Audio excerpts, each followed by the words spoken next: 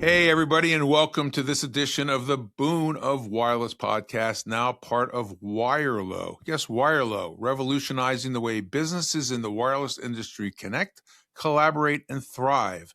As a premier B2B marketplace, Wirelo's platform is designed to cater specifically to the needs of the wireless store vendors in America. Wirelo.com is where you can find them.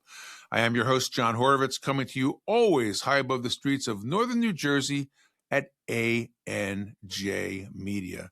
Andrew behind the glass, there he is. How are you doing, John? I'm doing great.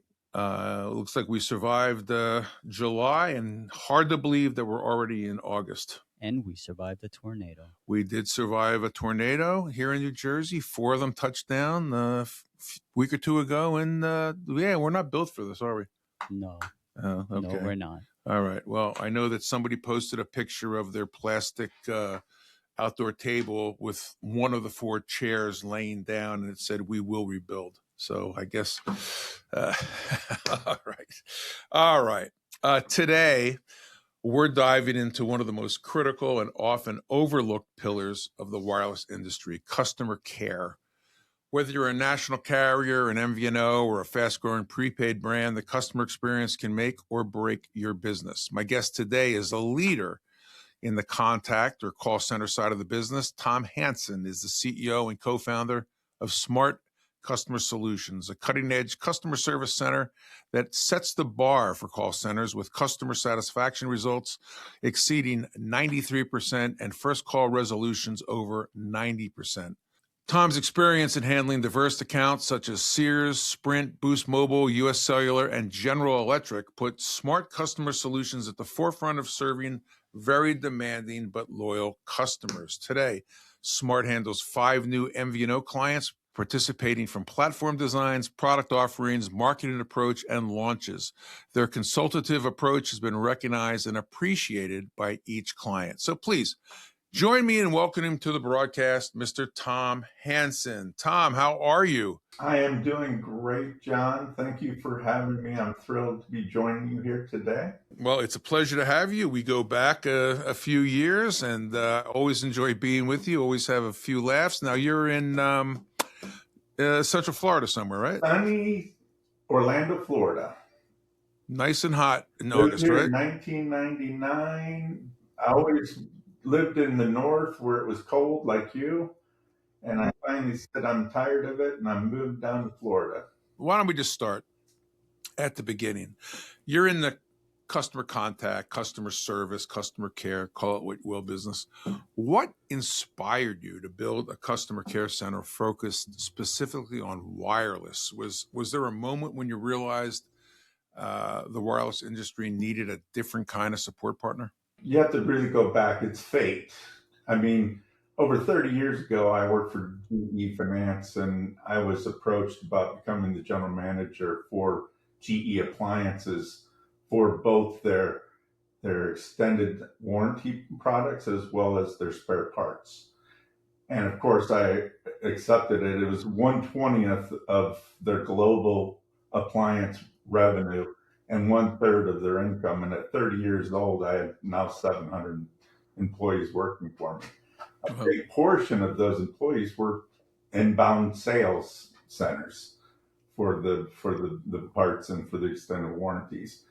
And I had 2 years in that job, and I just absolutely loved it. Our team did a great job. We got a lot of recognition, and we had our customers and we had our competitors knocking on our doors saying, "You're recognized as one of the premier providers of this service. Can you help us?" And I had to say, "I'm sorry, we're here exclusively for GE."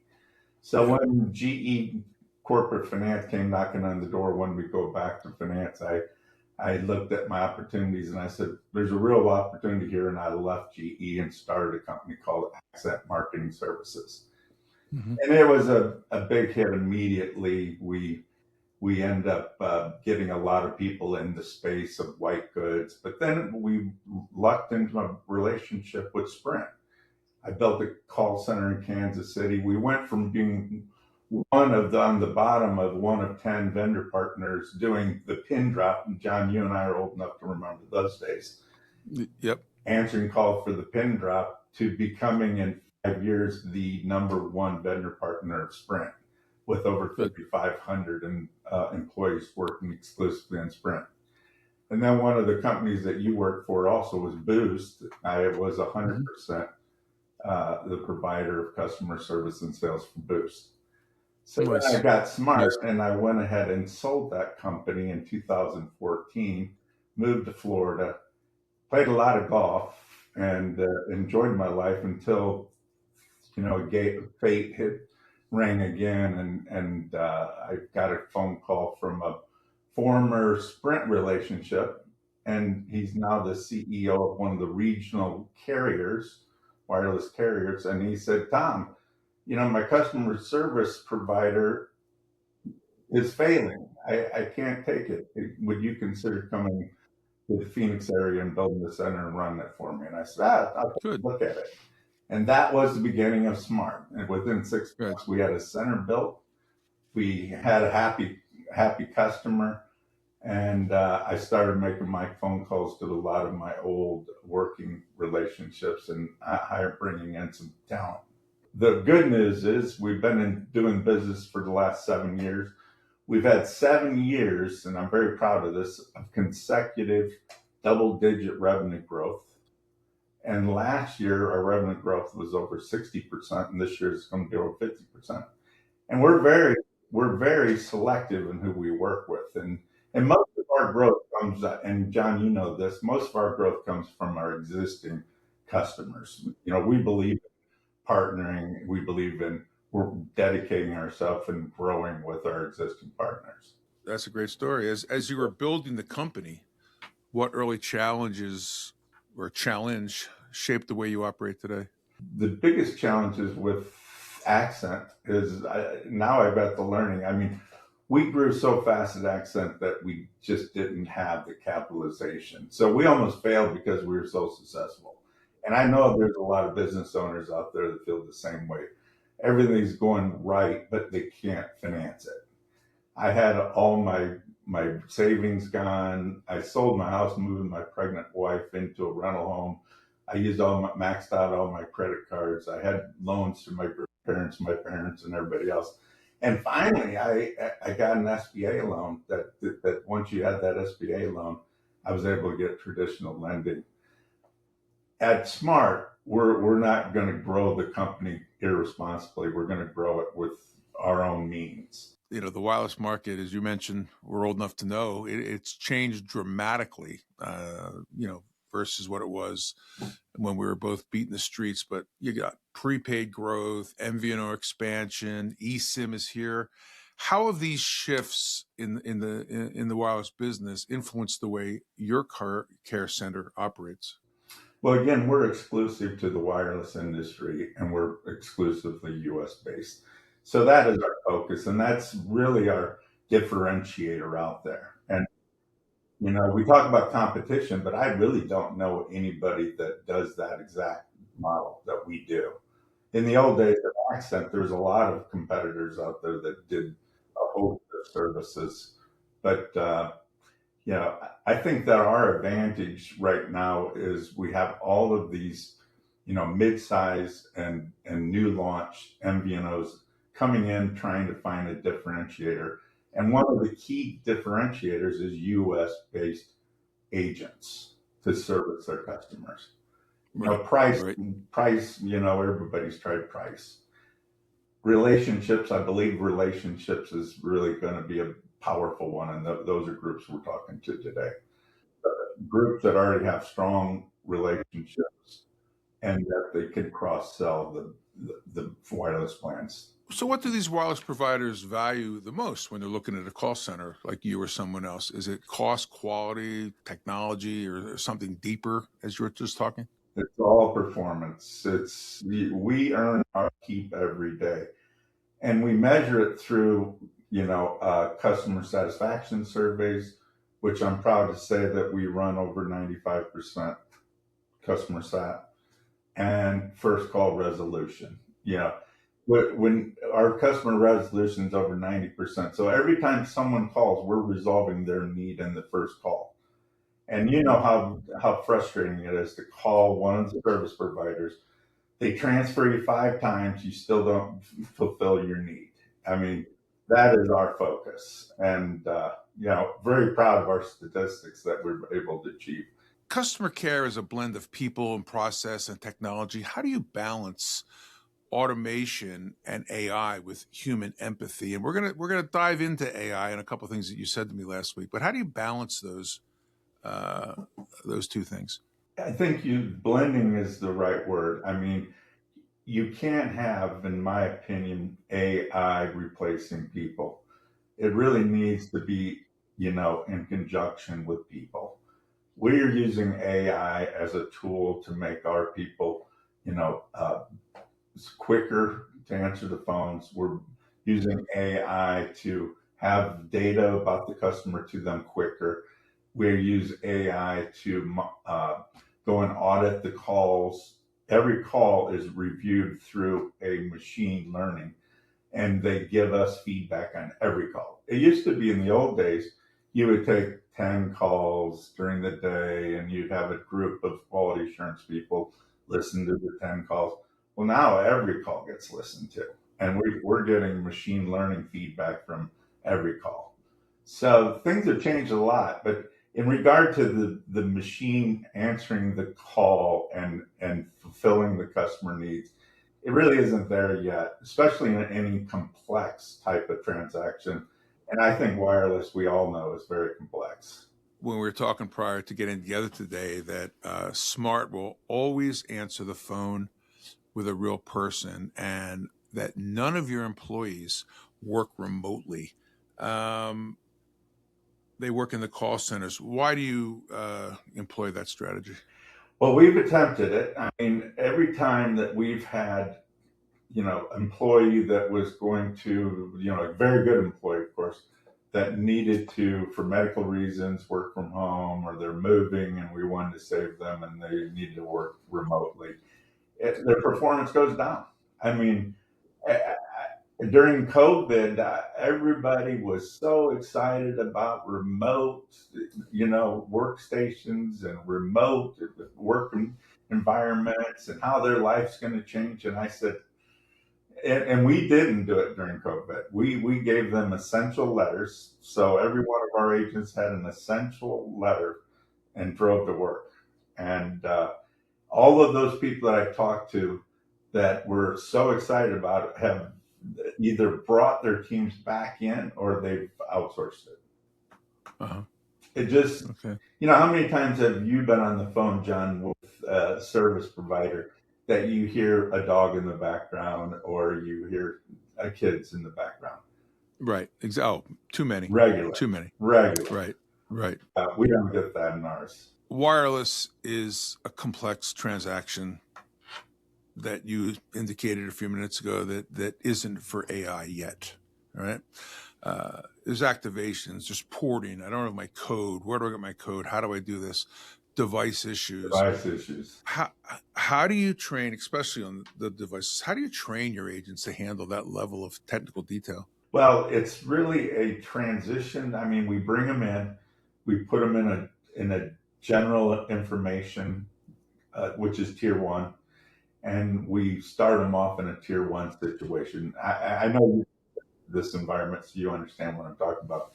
So they're really doing the basic general questions.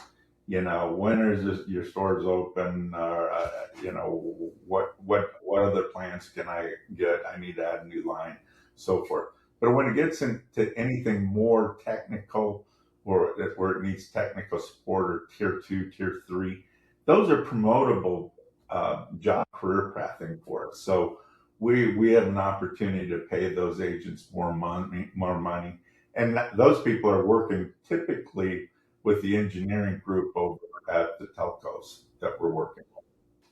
Smart Customer Solutions does more than just answer the phones, and I'm very, very impressed about your outbound sales efforts. Talk to us about that. We do no outbound cold call solicitation. Anything we do outbound is to an existing customer relationship to one of our clients. So Our outbound is very targeted. For example, a welcome call. You just joined one of my clients, and we call you within 5 days to welcome you to the company, make sure that you understand what you purchased, take you through your plan, and then during that conversation, we learn whether they've bought the device protection, whether they need a new line. So it's really an opportunity for us to sell more. So those are the type of outbound we're doing. Or if it's an informative call, network issues or so forth, then we use outbound. But most of what we do from an outside customer care standpoint is sales, and we're great at sales. I mean, we have dedicated sales team because typically a sales agent is a whole different skill set, more aggressive individual, more energy individual, and they really care about making their numbers and making their bonuses.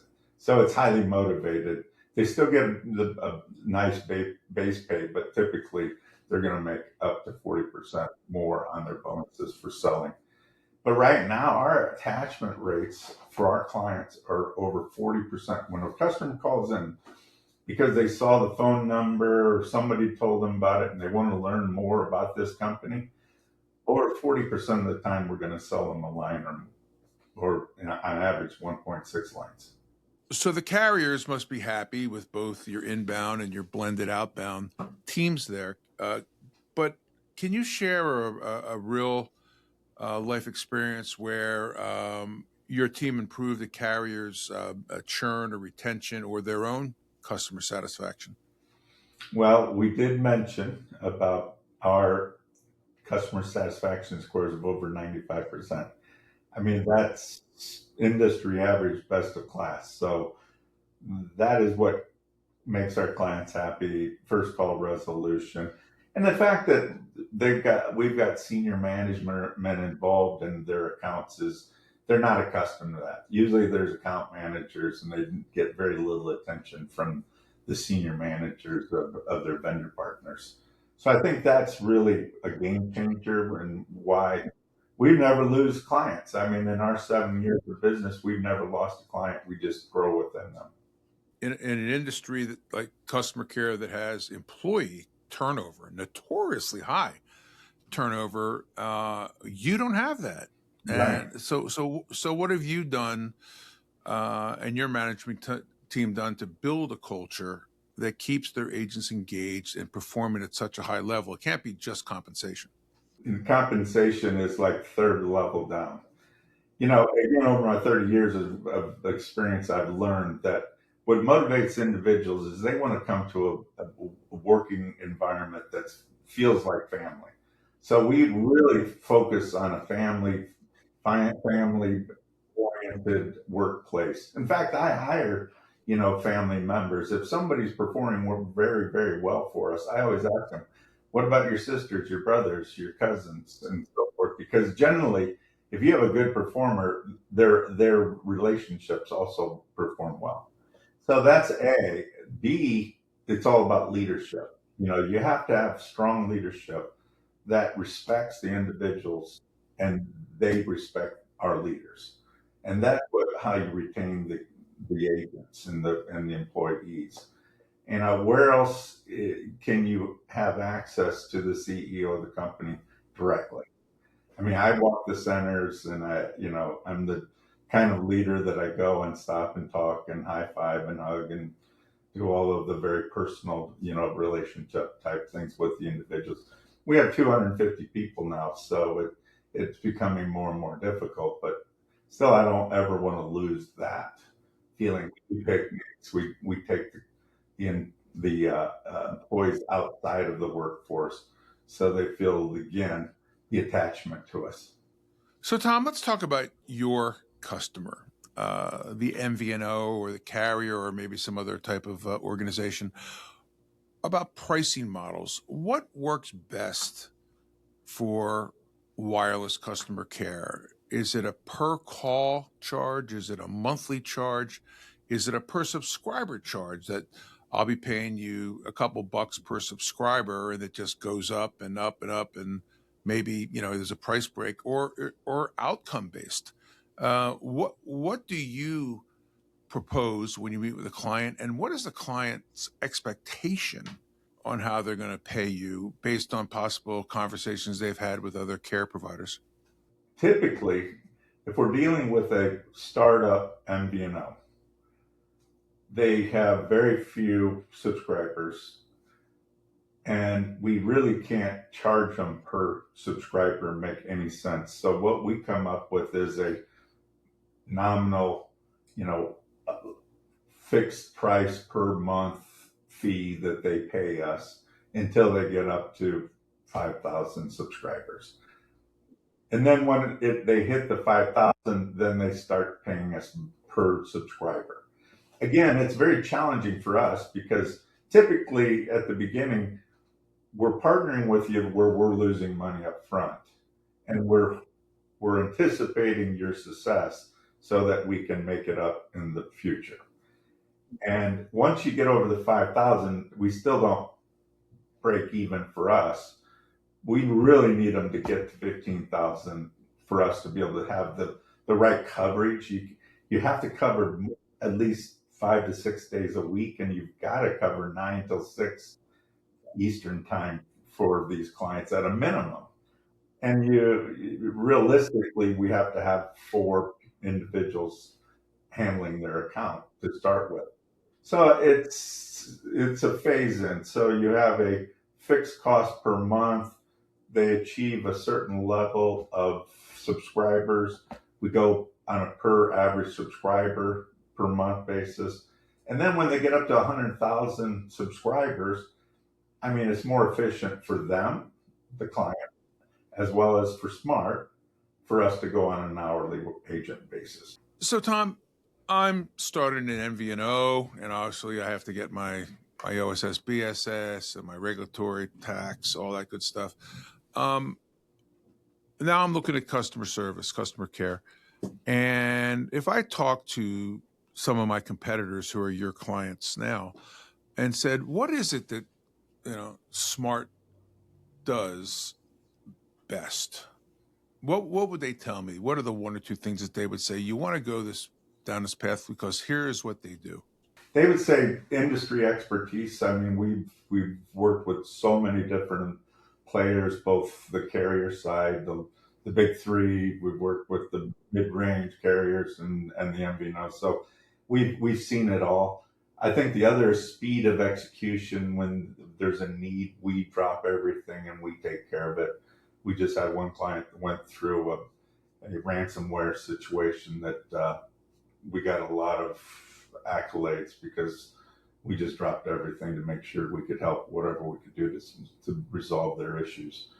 I believe also just the fact that the level of leadership involved in their accounts. Again, most of the outsourced providers, you don't find the senior leaders involved in the account. And when I say involved, I mean weekly, not monthly.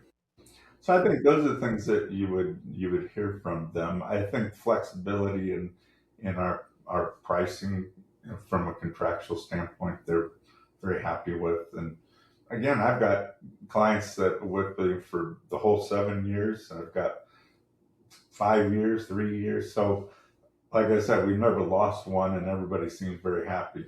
What's the one thing you want the wireless providers to understand about customer service in 2026 and into 2027? Customer care is so critical in the success of our partners because 82% of customers have left service providers because of the bad customer care scenario. So I believe my advice to them is to bring us in as early as possible because we play a consultative role with them up front, and we've got years of experience with various partners when it comes to all the different applications that they're going to be compiling to put together their systems. And I just think that the sooner they bring us into the fray, the better off they are. So before we wrap this up, what advice would you give to an MVNO founder who's struggling with the customer experience other than call smart customer solutions? Calling smart is a great first step, and our number is 844-811-8811, and you go to our website, smartcustomersolutions.com, at any time, and we do answer our phone. But I think that, again, there's a revenue opportunity by answering your phone with quality people. And it's not just a matter of care, it's revenue. We bring tremendous revenue to our clients. And so let's look at how do we take, a cost center and turn it into a profit center. That's the way I always look at it. Okay, we have all these calls coming in. How can we now create revenue from those? So the old model was customer calls in, solve their problem as quick as you can and get them off the phone, go to the next one. I'm hearing that that's not the strategy that Smart has. Smart is, we fixed your problem. Now let's talk about other opportunities for you. Absolutely. Right? Yeah, Absolutely. that's great. That's great. Okay. Well, you told us how to contact you. I know that one of your co-founders is going to be at the R Wireless and Prepaid show, which is, gosh, I guess 2 weeks, less than 2 weeks away right now. And looking forward to seeing Michael again and talking about the business and seeing where we can steer some more customers your way. So, Tom, I really want to thank you for joining us today. We've known each other a long time. It's really probably the most serious conversation we've had in those years today, and I thoroughly enjoyed it, and I'm sure that our listeners and viewers were as well. Appreciate you giving us a deeper look at what the modern wireless support can and should look like. Tom Hansen, Smart Customer Solutions. Pleasure as always. Give them a call if you're looking for a care center, and you won't be disappointed. Unfortunately, this is going to wrap up another episode of the Boon of Wireless podcast. But as always, we'll see you next time. Do you want to be a guest on the Boon of Wireless podcast? Give us a call at 908-THE-BOON. Yes, 908-843-2666.